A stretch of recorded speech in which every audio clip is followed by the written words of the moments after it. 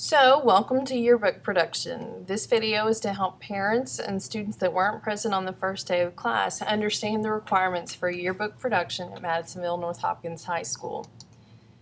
It's important when you enroll in yearbook production that you look before you leap.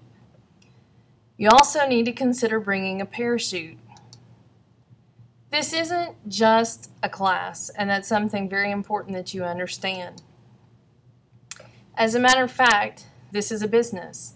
You're not my students, you're my employees. It's important that you understand the job you'll be expected to do this trimester, so you need to look before you leap and make sure that you want to be in this class. So, here we are, standing at the ledge. Which direction are we going to take? What skills do you need? In other words, what's in your parachute bag? You need good writing skills because you'll be writing features for the yearbook and the school newspaper. You also need technology skills, learning how to use computers and digital cameras.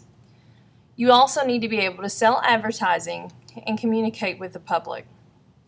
In regard to writing, you need to understand you'll be required to do writing assignments each week. There is no late work in yearbook. If you're late to me, we're late to the company, and that's a problem.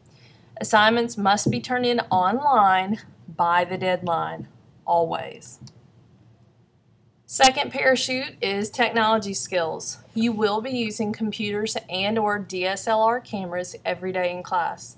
I'm going to help you learn the basics, but you need to be comfortable enough that you can use our software and our cameras without my help.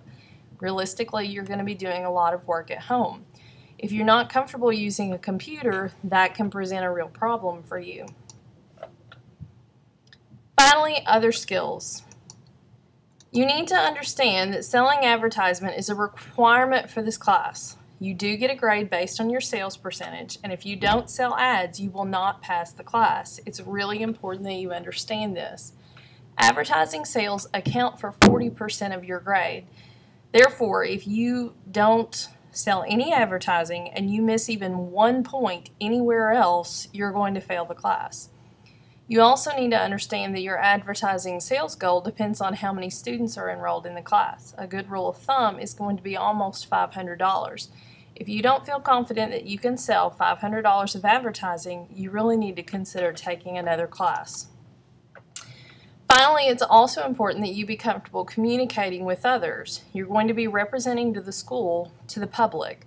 That includes going on your ad sales appointments, so being comfortable enough to walk into the business and say, "Hi, my name is so-and-so. I'm from Madisonville North Hopkins High School. I'd like to speak to the manager or the owner of this business regarding an advertisement."